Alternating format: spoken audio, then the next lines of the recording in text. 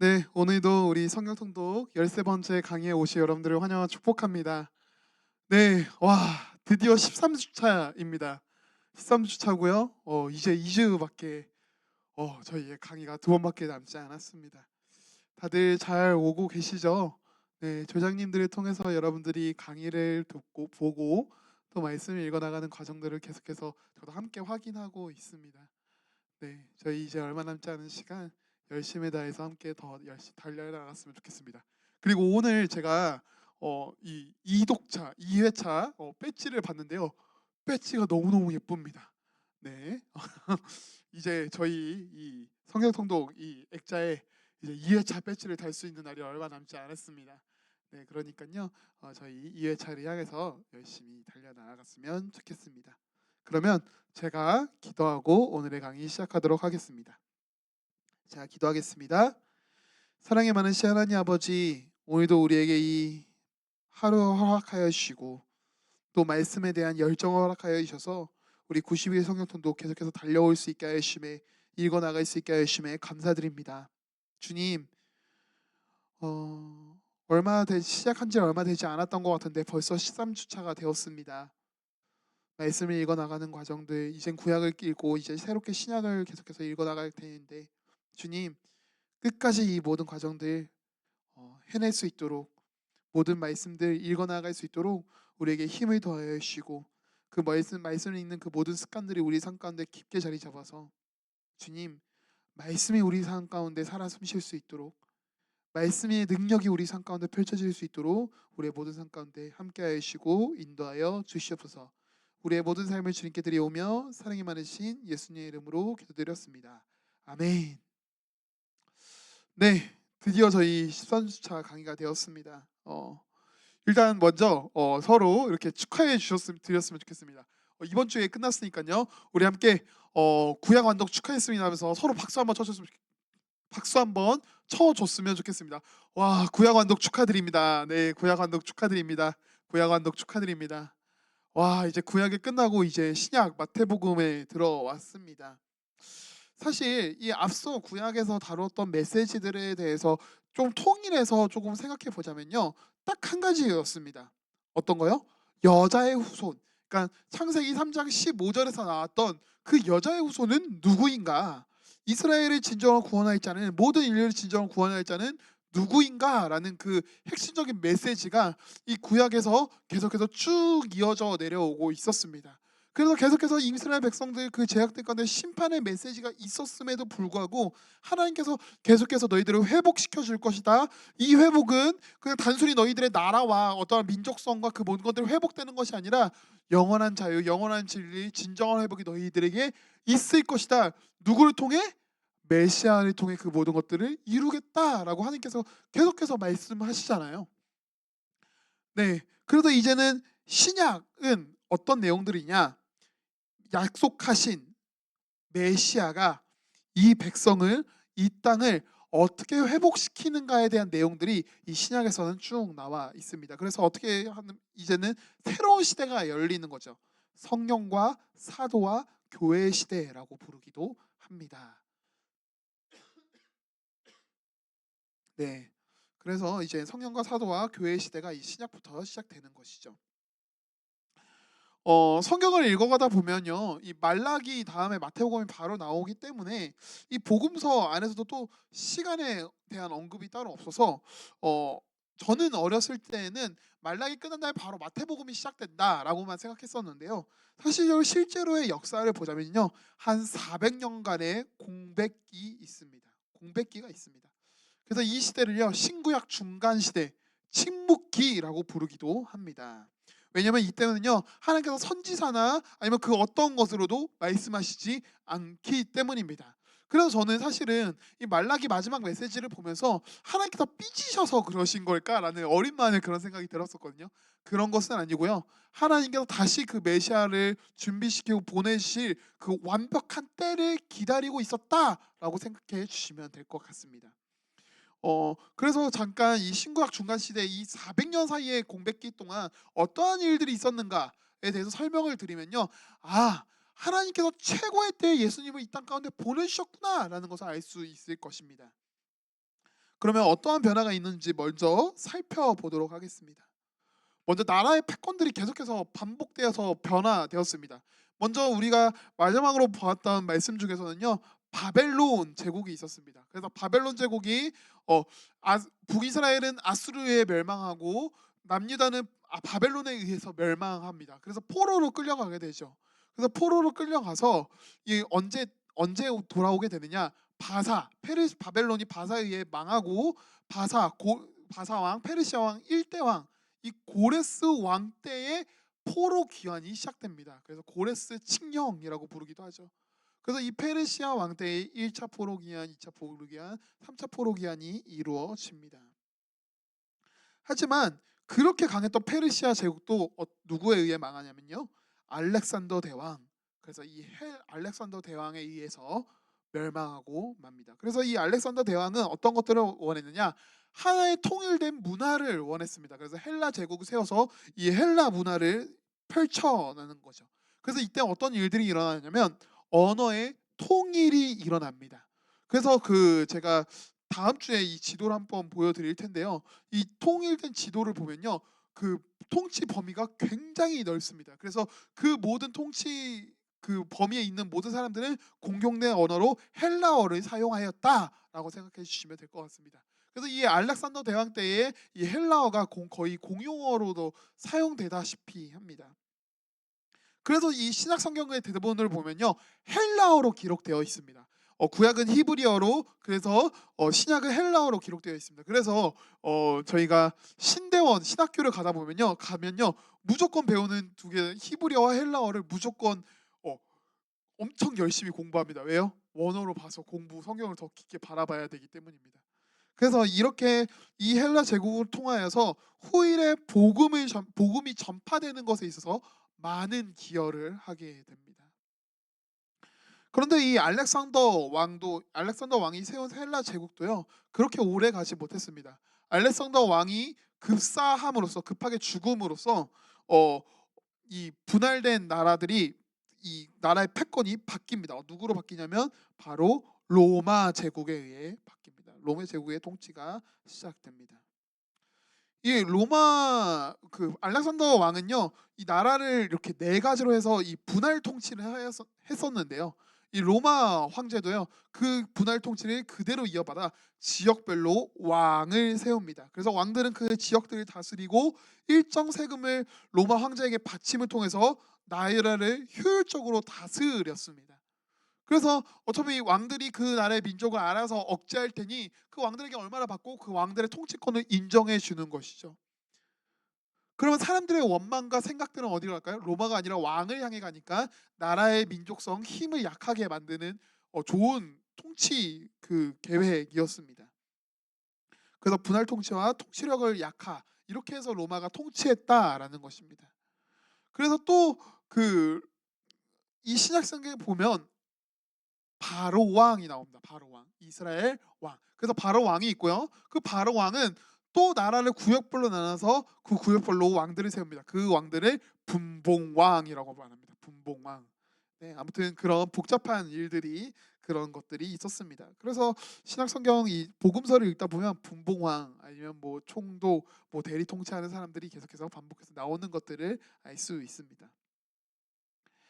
분할 통치와 통치력의 약화, 그러니까 분할해서 통치하는 것과 그리고 그 나라 왕들의 그 통치력의 약화가 일어나면 어떤 일들이 일어나요? 수많은 정치 세력과 종교 세력들이 형성됩니다. 그래서 그 대표적인 정치 세력이 마카비안, 열심당, 헤롯당이 있었습니다. 마카비안은 이 종교적 탄압에 대항하여 생겨난 세력들이고요. 열심당은 로마로부터 대항하기 위한 급진적 애국 단체였습니다. 열심당은 시몬이 열심당이기도 했죠. 가룟 유다하고요. 네, 그리고 헤롯당은 분봉왕을 추종하는 세력으로 보시면 될 것 같습니다. 네, 그래서 이 자세한 설명은 이 교재 134페이지, 135페이지에 나와 있으니까요. 한 번씩 더 살펴보시면 좋을 것 같습니다. 그래서 이 나라가 안팎으로 시끄럽고 이 탄압이 존재하다 보니까 이 터전을 떠나 흩어지는 유대인들이 존재하였습니다. 그래서 터전을 떠나 흩어져 살던 유대 이민 집단을 디아스포라라고 부릅니다. 디아스포라. 그래서 어딜 가든 회당이 존재하고 유대인들이 존재합니다. 그게 이 디아스포라의 영향입니다. 유대인들이 흩어졌고요. 그리고 흩어진 곳에서 자기들끼리의 그 문화를 형성하게 됩니다. 그래서 자신들끼리 율법을 나누고 예배를 드리고 말씀을 나누는 그 그룹들이 회당이라는 이 건물을 통해 이 모임을 통해서 만들어졌다라는 것이죠. 그래서 나중에 바울이 복음 전달 때 보면 가장 먼저 찾아가는 것이 바로 회당입니다. 거기에 유대인들이 많이 모여 있었거든요. 뭐 종교적인 세력도 많았습니다. 사도계파, 바리계파, 에세네파. 이들은요 추후 이 복음서를 다루면서 설명해 드리도록 하겠습니다. 그리고 이 복음서 이 135페이지 뒤편에는요 밑에 쪽에는요 복음서 비교를 해서 이렇게 표를 만들어 놓은 것이 있습니다. 한 번씩 참고해 주고 말씀을 읽어 주시면 더 좋을 것 같습니다.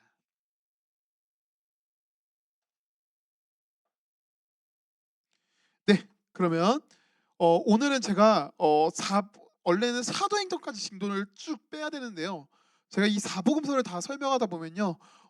이 강의가 거의 1시간 반 넘어갈 것 같아서 오늘 딱 사복음서까지만 설명해 드리도록 하겠습니다. 오늘은 딱 사복음서까지만 설명해 드리도록 하겠습니다. 네, 그러면 사복음서의 첫 번째 마태복음 들어가도록 하겠습니다. 마태복음. 예수 그리스도는 유대인의 왕. 예수 그리스도는 유대인의 왕. 네. 이 각 복음서마다 저자가 있고요. 그리고 그 대상이 있습니다. 그래서 재밌는 것은요. 기자가 어떤 사람이냐, 이 쓴 사람이 어떤 사람이냐, 대상이 누구인가에 따라서 다루고 있는 부분들이 조금씩은 다릅니다. 이 마태복음은요. 세리 마태에 의해서 쓰여졌습니다. 마태는 어떤 사람이었죠? 유대인이었습니다. 그래서 이 대상은 유대인입니다. 그래서 이 말씀을 읽다 보면요. 구약의 이용들이 많습니다. 그리고 율법의 유효성도 강조하고 있죠. 왜요? 구약 시대에 하나님께서 약속하신 메시아가 바로 누구다? 예수 그리스도다라는 것을 쭉 설명하고 있기 때문입니다. 그래서 예수님께서 율법을 폐하러 온 것이 아니라 율법을 완성시키러 오셨다라는 것을 이야기하면서요. 이 구약과 신약이 예수 그리스도를 통해서 연결되고 그분이 진정한 메시아다라는 것을 계속해서 반복하여 강조하고 있습니다.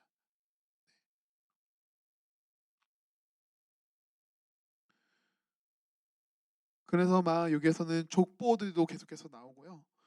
여러 가지 유대인과 관련된 율법들에 대한 내용들도 반복해서 나옵니다. 그래서 1장 1절부터 17절은요 예수님의 족보가 나옵니다. 앞서 말했듯이 유대인들이 대상이다 보니까 하나님께서 약속하신 메시아를 밝히 보여주는 것이 필요했습니다. 그들에게 어떠한 약속이요? 아브라함의 하나님이요, 이삭의 하나님이요, 그리고 다윗의 하나님이요. 그리고 그 하나님께서 약속하신 메시아가 누구인가? 이것이 굉장히 유대인들에겐 너무나도 중요했습니다. 그래서 아브라함, 다윗 그리고 예수님의 이르기까지의 족보를 보여주고 있는데요.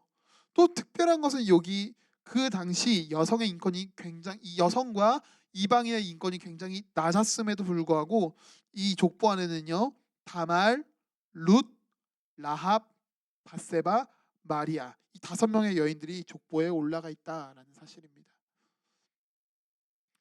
다말, 룻, 라합, 바세바, 마리아.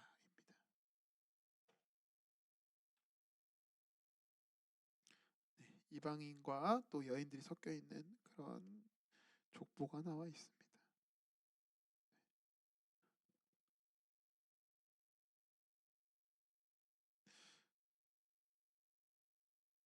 그리고 18절부터 1장 18절부터 4장까지는요 예수님의 탄생을 말하고 있습니다. 네, 앞서 말했듯이 신약의 약속하신 메시아가 어떻게 이 땅을 회복시켜 나가는가에 초점이 맞춰져 있다라고 했습니다. 마태복음은 그것을 임마누엘 함께 하심으로 나타난다라고 보여주십니다. 그분이 임마누엘 하나님이 지금 이 땅 가운데 오셔서 아하스 왕에게 이사야가 들려줬던 임마누엘의 약속이 지금 예수 그리스도를 통해서 성취되었다.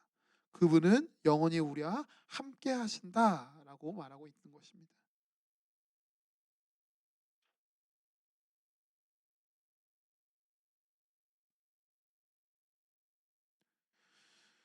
그래서 여기 교재 137페이지 두 번째 문단에 이렇게 나와 있습니다. 마태복음은 하나님이 우리와 함께 하시는 임마누엘이 실현되면 어떤 일이 일어나는가를 보여주는 책입니다.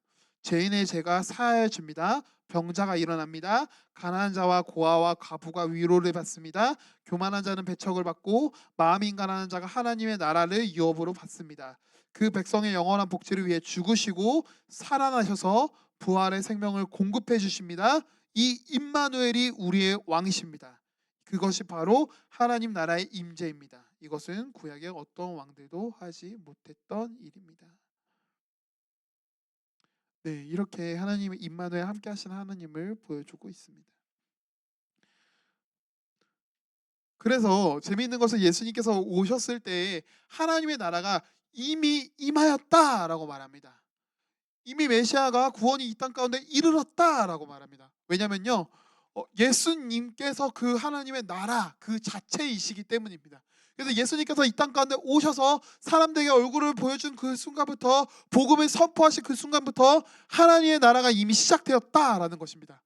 그래서 어, 이 마태복음 이 신약을 얘기하다 보면 우리는 지금 현재 이미와 아직 사이에 있다라고 말합니다. 왜요?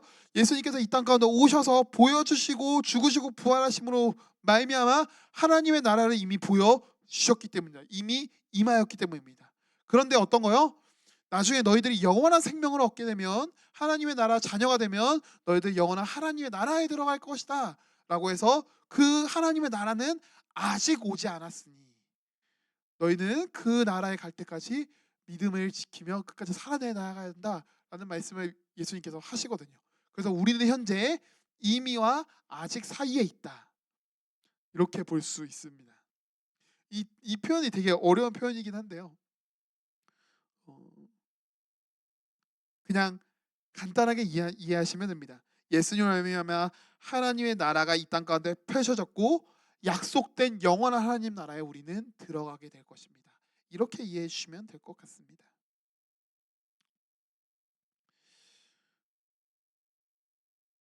5장부터 10장은 예수 그리스도의 말씀과 능력입니다. 예수 그리스도의 말씀과 능력입니다. 예수님께서 말씀을 가르치시고 복음을 전하시고 병을 고치십니다. 재미있는 것은요, 마귀의 모든 그 40일 동안 금식하시고 마귀의 시험이 찾아왔을 때에도 예수님께서는 그 어떤 말도 하지 않으시고 오직 말씀으로 싸워 승리하셨다라는 것입니다. 네, 예수님을 믿고 말씀을 붙들며 살아가는 사람들에게는요, 예수님의 모습을 닮아가는 것들이, 예수님과 함께하며 누릴 수 있는 그 복들이 자연스럽게 따라오게 됩니다. 그래서 재미있는 건 이 산상수훈을 통해서 팔복에 대해서 말씀하십니다. 그 팔복을 여기 그 밑에 이제 138페이지 중간에 표로 정리해 놓았습니다. 네, 팔복이요. 그리고 뭐 한 가지 딴소리를 하자면, 수요 예배 때, 최근에 수요 예배 때 충일 목사님께서 이 팔복 중에 두 가지를 설교를 하신 적이 있습니다. 한번 생각하실 때 봐주시면 되게 많은 은혜가 될 것 같습니다. 심령이 가난한 자와 애통한 자, 이 두 가지에 대해서 설교를 해주셨거든요. 네.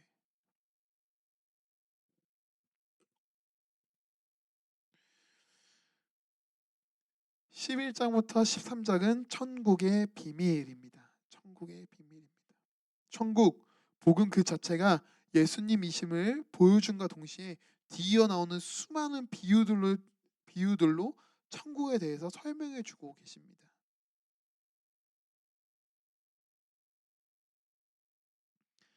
그래서 여기 세 번째 문단에 제일 밑에 문단, 그리고 세례 요한이 구약의 마지막 책 말라기에서 예언한 엘리야라고 말씀하십니다.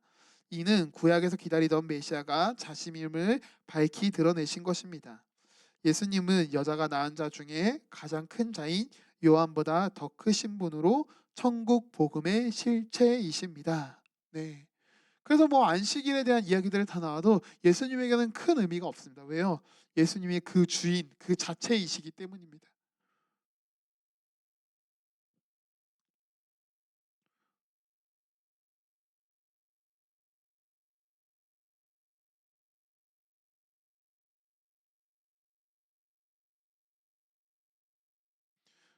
네.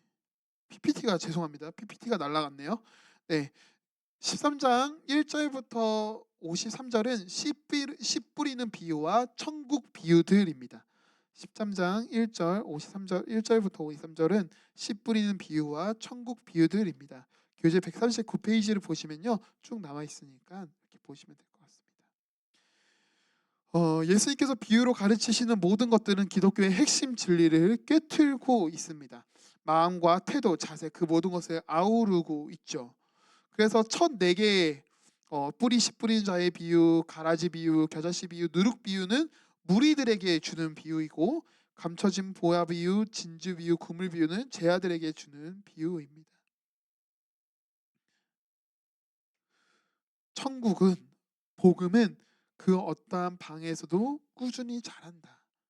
그러니 너희는 그 천국을 사모하며 찾는 사람들의 자세를 가지고 그 끝까지 달려나가야 한다라는 것을 이 비유를 통해서 설명해 주고 계신 것입니다. 14장부터 18장은 천국 백성의 삶입니다. 천국 백성의 삶. 천국 백성의 삶. 여기에서는 너무나도 유명한 사건인 오병이어 사건이 드러나는데요. 어, 특히 이 마태복음에서는 이 오병이어의 사건을 좀 더 구체적으로 설명해 주고 있습니다. 왜냐면요, 이 마태는 세리였습니다. 세리였습니다. 그러다 보니까 이 돈 계산하는 거에 빠삭한 사람이었어요. 그래서 대충 어떤 사람들은 그냥 이쯤 되겠지라고 하더라도 이 마태는 이 모든 화폐의 단위와 수를 굉장하게 세밀하게 체크하였습니다. 그래서 이 오병이어 사건도 되게 구체적으로 나와 있는 것을 알 수 있습니다. 근데 이 오병이어 사건을 통해서 우리의 한계를 뛰어넘어 일하시는 하나님의 강력한 메시지가 여기에 나와 있습니다. 어떤 거요? 공간적, 시간적, 소유적인 여유를 어려움들을 예수 그리스도께서 뛰어넘어 일하시는 그 모든 것들을 보여주고 있기 때문입니다. 그래서 이것이 우리에게 무엇을 말하는가?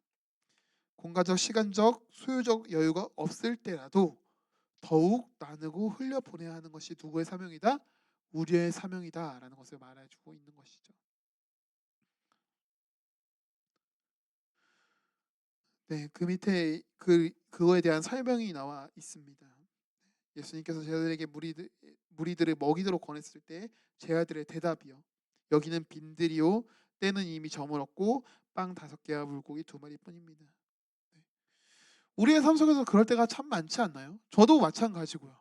저도 항상 무언가를 할 때 그런 생각이 많이 찾아옵니다. 하나님, 지금 여기 상황이 안 되는 것 같습니다. 하나님, 시간이 좀 어쩔 수 없는 것 같습니다. 하나님, 이거는 좀 어려운 것 같습니다. 가끔씩은 그런 수많은 어려움 가운데 저 또한 수없이 타협하고 합리화할 때가 많습니다. 그런데 이 오병이어 사건을 통해서 말하고 있는 것이죠. 그것이 너의 생각이냐 나의 생각이냐. 너의 생각을 뛰어넘어 일하시는 하나님을 바라보아야 한다라고 말씀하고 계시는 것입니다.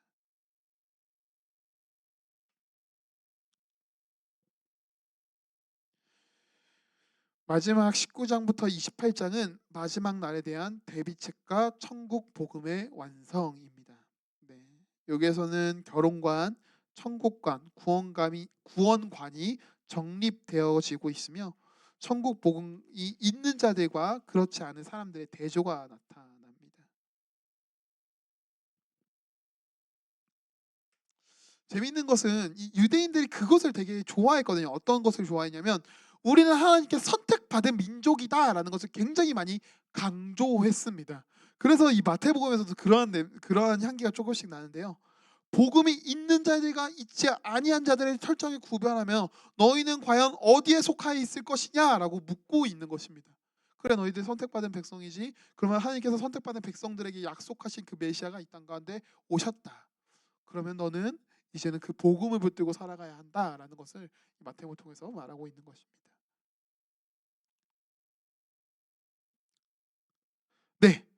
다음입니다. 다음은 마가복음입니다. 마가복음 예수 그리스도는 종 이렇게 표현해 주시면 될 것 같습니다. 예수 그리스도는 종.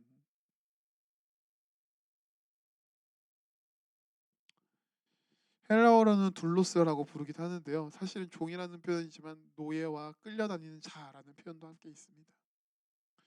이 마가복음에서는 종으로 오신 예수 그리스도를 보여주고 있습니다. 대상은요 로마인 이방인들을 위해 기록되었습니다. 로마의 이방인 성도들.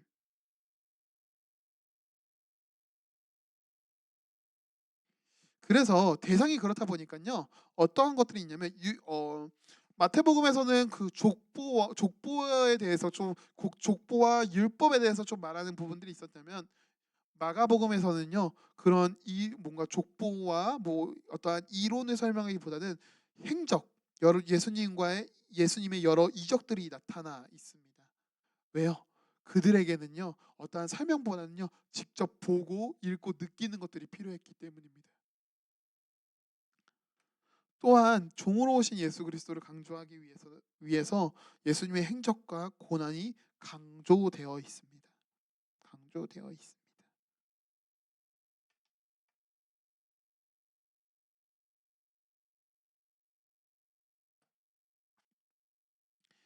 1장부터 6장은 그리스도의 권세입니다. 그리스도의 권세. 마가복음의 처음 시작은 족보나 이 창조가 아니라 예수 그리스도의 복음을 선포하며 시작합니다. 예수 그리스도의 복음을 선포하며 시작합니다. 우리 마가복음 1장 1절 한번 찾아볼까요? 마가복음 1장 1절입니다. 네, 한번 다 같이 함께 읽겠습니다. 시작. 하나님의 아들 예수 그리스도의 복음의 시작이라. 이렇게 시작하고 있습니다. 복음을 선포하며 시작하는 것입니다. 여기는 한번 밑줄 한번 그어 보았으면 좋겠는데요. 여기 첫 번째 문단의 두 번째 줄입니다. 첫 번째 문단의 두 번째 줄 복음의 핵심은 여기서 한번 밑줄 그어 보았으면 좋겠습니다. 함께 밑줄 그어 보겠습니다. 시작. 복음의 핵심은 예수 그리스도가 죄를 사하시는 것이고 죄사함을 받은 예수님의 제자가 되어 예수 믿음으로 사는 것입니다. 그래서 마가복음은 시작부터 죄사함을 받게 하는 회개와 복음을 믿으라고 선포합니다. 네. 복음의 핵심은 인간의 행위와 능력이 아니라 오직 긍휼히 여기심으로 또 예수님의 제사함으로 용서받았다라는 것을 말하고 있는 것입니다. 또한 이 이방인들에게 쓰여졌기 때문에 이방인들에게도 또 그런 것들이 있었거든요. 뭔가 이방인들을 향해서 유대인들이 그렇게 멀리하는 것들이 있었기 때문에 우리의 죄악된 모습 아니면 다른 문화권이나 아니면 다른 행실들 그런 수많은 것들 속에서 마가는 말하고 있는 것입니다. 아니다. 인간의 능력과 인종이나 혈통이나 성별이나 그 모든 것들은 예수 그리스도 복음 안에선 소용없다. 아무 상관없다. 너희들이 해야 될 것은 어떤 거다? 죄사함을 하는 회개 그리고 그 복음을 믿는 것이 필요하다. 그것을 말하고 있는 것입니다.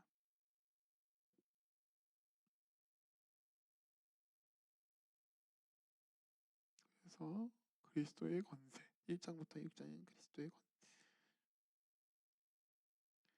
그리고 7장부터 9장은 제자의 신앙생활입니다. 제자의 신앙생활. 네, 그러면 이런 거죠. 예수님의 권세 안에 살아가는 이들에게 바른 신앙생활은 무엇인가? 그것을 말하고 있는 겁니다. 그래서 어떤 거요? 자기를 부인하는 것, 그의 나라와 그의 의를 구해야 함을 강조하면서 회개와 함께 주인 되심이 필수적인 것임을 말하고 있습니다. 왜요? 여전히 이방인들에게는요. 이 우상과 여러 우상들을 섬기는 문화권들이 남아 있었기 때문입니다. 그래서 너희들이 그리스도의 권세를 인정하느냐, 그분이 유일한 왕이심을 인정하느냐, 그분이 너를 구원하셨음을 인정하느냐, 그러면 다른 우상들을 온전히 내려놓고 오직 그분 한 분만을 바라보고 그분을 주인 삼는 것이 필요하다라고 말하는 것입니다.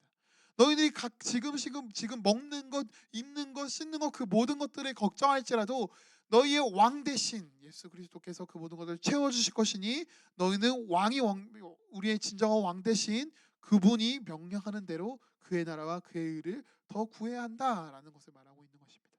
신앙생활을 어떻게 해야 하는가를 함께 말해주고 있는 것이죠.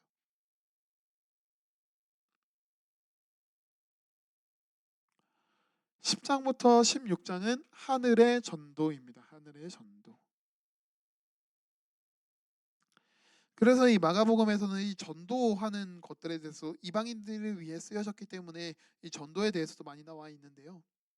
예수님께서는 하늘 전도의 미련한 방법이 무엇인지 보여주시기 위하여 친히 사람의 낚는 하늘의 미끼가 되시어 십자가에 달려 죽으셨습니다. 네, 우리 교재 141페이지 첫 번째 문단에 있습니다. 첫 번째 문단, 두 번째 문단입니다. 그리고 마가 또한 자신 또한 연약한 존재임을 마가복음 14장을 통해서 보여주고 있습니다. 마가복음 14장에서는요, 홀벗어 그 빨개 벗은 차림으로 도망치는 한 사람이 나오는데요. 그 인물이 바로 마가입니다. 자신의 치부를 드러내면서 자신의 연약함과 복음의 능력을 함께 드러내고 있는 것이죠. 말하고 있는 것이죠. 자신의 치부를 드러낼 만큼 복음을 전하고 싶었다라는 것입니다. 자신의 치부를 드러낼 만큼 복음을 전하고 싶었다.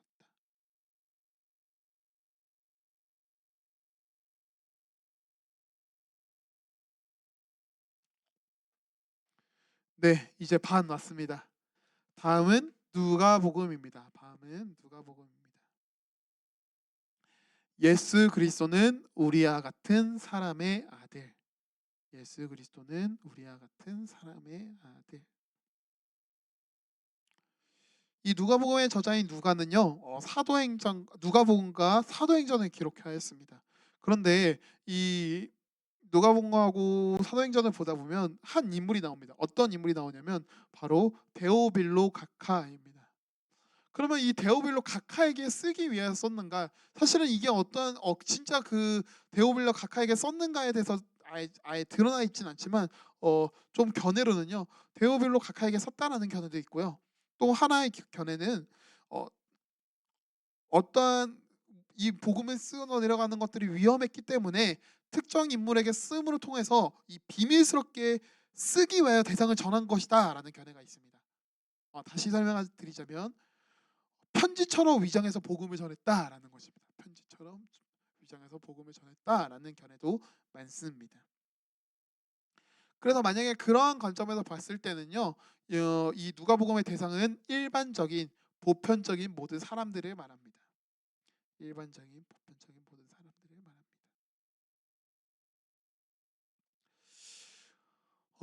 누가는 의사였습니다. 그래서요, 누가복음에서는 인자로 오신 예수를 주제로 말씀을 써 내려가고 있습니다. 예수님의 인간성, 그 인생을 강조하고 있죠.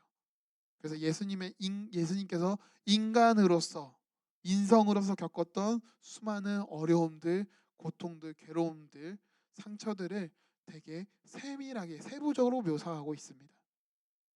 그리고 또한 이 소외 계층을 향한 시선들이 많이 나옵니다. 어린이, 여자, 병자, 가난한 자, 이방인들을 향한 글들이 많이 나와 있는 것이죠. 그러면 이제부터 시작해 보자면 1장부터 4장은요, 사역의 준비입니다. 사역의 준비. 앞서 말했듯이 누가의 대상은 일반적인 보편적인 모든 사람이었기 때문에 그는 구약의 예언이 성취하는 구속사의 관점에서 예수님이 온 인류를 위한 완전한 구원자이심을 밝히고 있습니다. 그래서 이 사가랴와 수많은 예언들을 계속해서 앞에서 언급하고 있는 것이죠. 그래서 재밌는 차이점이 있습니다. 마태는요, 선택받은 그 민족들, 그 민족성 유대인들을 강조하고 있었기 때문에 아브라함에서부터 족보를 시작하는 데 비해 누가는요, 하나님 그리고 아담으로부터 그 모든 족보를 나열하고 있습니다. 네, 재밌죠. 그래서 단순히 하나님께서 아브라함 그리고 그 후손들을 통해서 이스라엘 민족을 세우신 그 얘기뿐만이 아니라 모든 인류가 누구로부터 시작되었는가, 그리고 하나님의 구원은 한 선택받은 민족들이 아닌 모든 인류를 향한 구원이다라는 것을 말하고 있는 것입니다.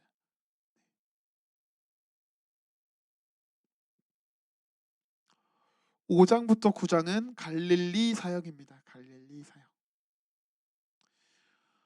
이 갈릴리 지역은요, 이스라엘이 남과 북으로 분열되었을 때 북이스라엘의 영토였습니다. 그리고 아수르에게 멸망하였죠. 그런데 그때에 멸망할 때에 이 이사야 선지자가 북쪽에서부터 회복의 빛이 올라올 것이라고 예언을 하였습니다. 그리고 그 예언은 누가복음 이 말씀을 통해서 예수 그리스도를 통해서 성취되었습니다. 그래서 사망의 그늘에서 절망할지라도 예수 메시아가 오셔서 회복시키실 것이다. 병든 자를 치료해 주실 것이다. 라는 그 약속이 이사야의 예언이 여기에서 성취되는 것입니다. 저는 그래서 가끔씩은 이게 온라인 성경, 이 미디어 핸드폰에 있는 온라인 성경들을 읽다 보면요, 그냥 성경책도 있지만 그런 관주나 이렇게 것들을 보면 구약의 말씀이 여기에서 성취되었구나, 이때 하셨던 말씀이 이때 이루어졌구나, 이런 것들 연결된 것들을 찾아보다 보면요, 또 성경이 또 재밌는 묘미가 있는 것 같습니다. 역시 하나님께서 하신 그 어떤 말씀도 땅에 떨어지지 않는구나라는 것을 느끼게 되기 때문입니다.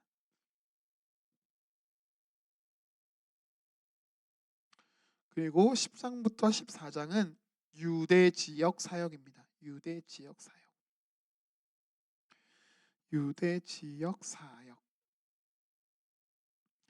갈릴리 사역과 유대 사역을 보다 보면요, 유독 기도, 찬양, 성령, 회개와 같은 특별 주제들을 강조하고 있는 것을 알 수 있습니다. 왜요?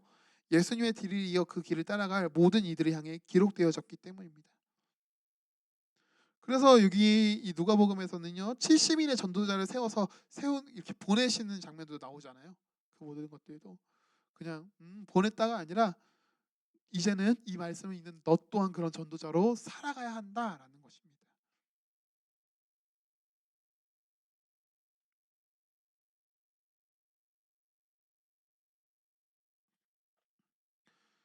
15장부터 19장은 되찾은 아들입니다. 되찾은 아들. 하나님의 풍성하신 은혜와 긍휼을 잘 보여주고 있습니다. 어떤 사람들을 위한 것들이요? 보편적인 모든 사람들이요. 제가 계속해서 반복하고 있는 단어가 있죠. 그래서 제가 이 단어를 계속해서 반복하다 보면 마태복음은 누가복음은 뭐, 마가복음은 뭐 이렇게 해서 떠올리면 그 초점에서 읽어보면 되게 재밌게 볼 수 있기 때문에 제가 계속해서 강조하고 있는 것입니다. 그래서 하나님의 은혜와 긍휼을 잘 보여주고 있는데 탕자의 비유가 그 아주 대표적인 예입니다. 이 탕자의 비유는 너무나 잘 알고 있겠지만 이 탕자는 둘째 아들이었지만 아버지에게 돈을 달라고 해서 유산을 달라고 해서 그 돈을 갖고 해로 뜹니다. 그런데 여기서 정말 재밌는 표현은요, 아버지에게 형제 그 자신의 그 재물의 절반을 떼 달라고 하는 것은요, 원래대로라면 아버지가 죽고 나서 유산이 분배되는 것이 맞습니다. 그런 게 달라고 하는 것은 무엇이냐면 거의 저주와 가까웠습니다. 좀 심한 말과 가까웠죠. 아버지 빨리 죽어주세요라는 말이었습니다. 어떻게 보면 아버지의 입장에서는 아들의 반역이었죠. 하지만 그 탕자가 어떻게 되나요? 모든 재산을 잃고 돼지들이 먹는 그 열매들을 먹으며 만신창이에 대해서 돌아옵니다. 하지만 아버지가 어떻게 하시죠? 버선발로 뛰어나와서 안고 잔치를 엽니다. 끊임없이 죄악으로 살았던 이스라엘, 그리고 죄 가운데 살았던 우리의 모든 모습들을 하나님께서는 사랑하고 긍휼로 품어주신다라는 것입니다. 연초에도 이 박정희 목사님께서 책을 한 권을 추천해 주셨습니다. 탕부 하나님, 팀켈러 목사님의 탕부 하나님이라는 책을 추천해 주셨는데요. 저도 그래서 그 성경 그 책을 추천해 주셨을 때 책을 읽어 보았습니다. 굉장히 좋더라고요. 꼭 한번 읽어 봐 주셨으면 좋겠습니다. 마지막 20장부터 24장은 증인의 사역입니다. 증인의 사역. 누가복음에서는요, 이 복음을 전하다라는 뜻을 가진 유앙겔리조마이라는 단어가 자주 사용되어지고 있습니다. 복음을 전하다. 요한겔리 조마에. 그래서 삭개오의 만남과 열 문화의 비유를 통해서 증인의 삶을 살아야 함을 당부하면서 마무리되어 가고 있습니다.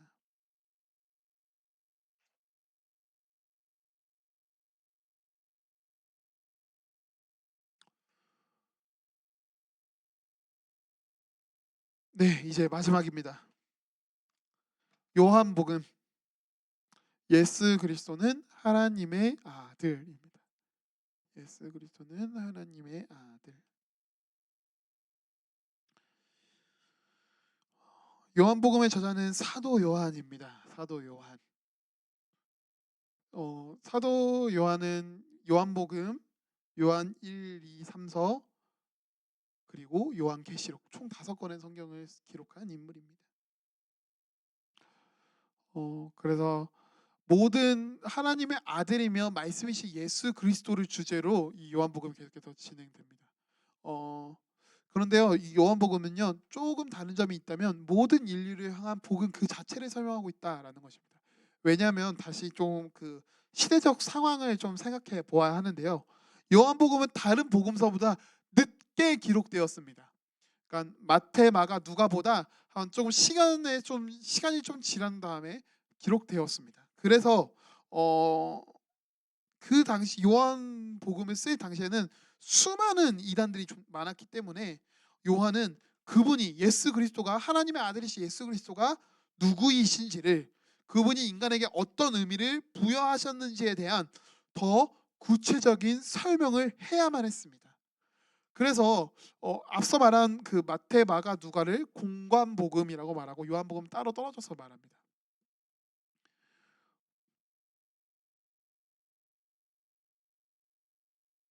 뭔가 앞에서 보았던 거는 뭔가 하나님과 그 뭔가 예수님과 제자들과의 있었던 그 모든 관계 그리고 역사에 대한 내용들을 다루었다면, 요한복음에서는 오로지 예수 그리스도가 누구인가에 대해서 집중해서 다루고 있습니다. 그래서 뭔가 주님의 인성과 신성에 대한 신학적이고 변증학적인 표현들이 등장합니다. 그래서 재미있는 것은요, 말씀을 보면 예수님이 스스로 누구인지를 밝히는 장면들이 나옵니다. 그거를 칠선언이라고 합니다. 나는 생명의 떡이다. 나는 세상의 빛이다. 나는 선한 목자이다. 나는 부활이요 생명이다. 나는 참 포도나무다. 네. 그래서 이거를 칠선언, 칠표적, 칠담화라고 합니다.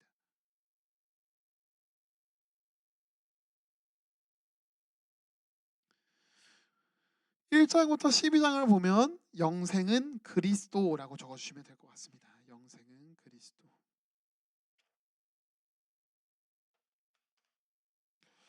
1장에서 나오는 말씀, 우리 요한복음 1장 1절 한번 읽어볼까요? 요한복음 1장 1절입니다. 1장 1절부터 3절까지 한번 읽겠습니다. 시작. 태초에 말씀이 계시니라. 이 말씀이 하나님과 함께 계셨으니 이 말씀은 곧 하나님이시니라. 그가 태초에 하나님과 함께 계셨고 만물이 그로 말미암아 지은 바 되었으니 지은 것이 하나도 그가 없이 된 것이 없느니라. 네, 무엇을 말하고 있나요? 예수님께서 이미 계셨고 약속하신 대로 영원한 생명을 주시기 위하여 이 땅 가운데 오셨음을 밝히고 있는 것입니다. 네, 삼위일체 하나님, 그분을 보여주고 있는 것이죠.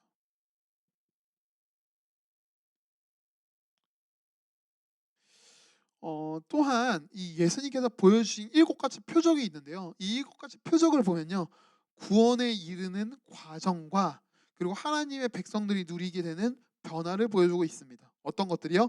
가나안 포도주 장치는 어떤 것들을 말하고 있나요? 말씀에 의한 구원을 말하고 있습니다. 네.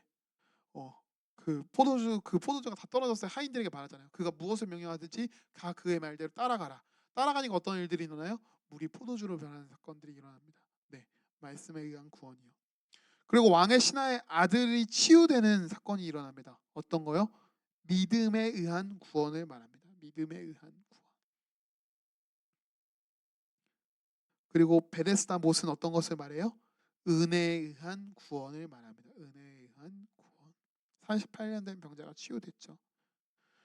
물에 빨리 들어가서 치유를 받게 되는 것이 아니라 예수 그리스도의 은혜로 말미암아 고침을 받게 된 것입니다. 오병이어 무리를 걸으신 것 실로암 죽은 나사로를 살리신 그 다음에 있는 것은 하나님의 백성으로서 누릴 수 있는 되는 은혜입니다. 마지막 나사로가 굉장히 중요한데요. 죽었다 다시 살아나셨 죽었다가 부활한 그 나사로를 보며 예수님께서는 하나님을 믿는 백성들은 이렇게 영원한 생명을 얻게 될 것이다 라는 것을 말하고 계시는 거죠.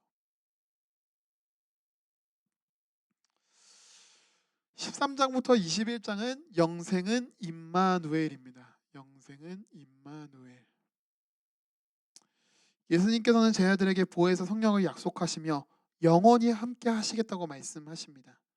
지금 이 순간뿐만 아니라 앞으로 모든 순간 가운데 함께 하신다는 약속, 그러한 약속을 주셨다라는 거죠. 그래서 내가 누구인지 알게 되었느냐? 내가 누구인지 알게 되었느냐? 그러면 너희는 이렇게 살아야 한다라는 것을 말씀해 주고 계시는 겁니다. 인간에게 어떤 의미를 부여주시는지, 너희들이 어떤 모습으로 살아가야 하는지, 어떤 마음을 품고 살아가야 하는지를 말해주고 계시는 겁니다. 그래서 재미있는 것은 요한복음은 끝날 때 내용이 조금 다릅니다. 다른 것들은요 어떠한 사명이 내려지고 그 예수님을 바라봄으로써 끝나는데요. 요한복음의 마지막은 예수님과 베드로, 예수님과 제자들의 대화로 끝이 납니다.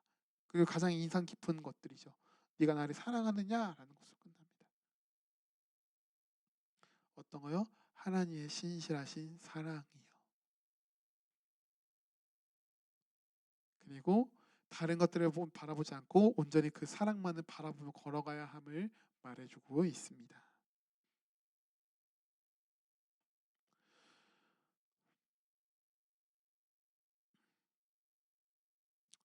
이번 강의를 준비하면서 좀 사복음서를 계속해서 보고 예수님이 어떤 분인가를 계속해서 생각하다 보니까요. 나에게 예수님이 어떤 의미인가를 좀 곰곰이 생각해보는 시간이 되었습니다. 나에게 예수님은 어떤 의미인가? 내가 예수님을 만나고 어떤 나의 삶 가운데 어떠한 변화가 일어났는가? 그런 것들 하나씩 생각하다 보니까요. 감사할 것들 그리고 우리 삶 가운데 내가 누리고 있는 그 은혜들이 더욱더 곱씹게 되더라고요. 이번 한 주는 이 마태복음 사복음서를 쭉 읽어 나가면서 그 은혜를 함께 누리는 여러분들이 되었으면 좋겠습니다. 그래서 우리 조별 카톡방에서는 이 두 가지 질문 함께 나눠주셨으면 좋겠습니다. 나에게 예수님은 어떤 의미인가요? 그리고 예수님께서 주신 구원의 은혜를 누리며 살아가고 계신가요? 그렇지 않다면 그 이유는 무엇인가요? 이렇게 두 가지를 생각하면서 조별 모임에 나눠주셨으면 좋겠습니다. 네, 그러면 오늘 하루도 정말 고생 많으셨습니다. 이렇게 14주차 강의를 마치도록 하겠습니다. 우리 끝까지 함께 힘내서 달려나갔으면 좋겠습니다. 우리 각자의 집에서 제가 13주차 하면 화이팅 외치면서 마무리하도록 하겠습니다. 13주차 화이팅! 고생 많으셨습니다.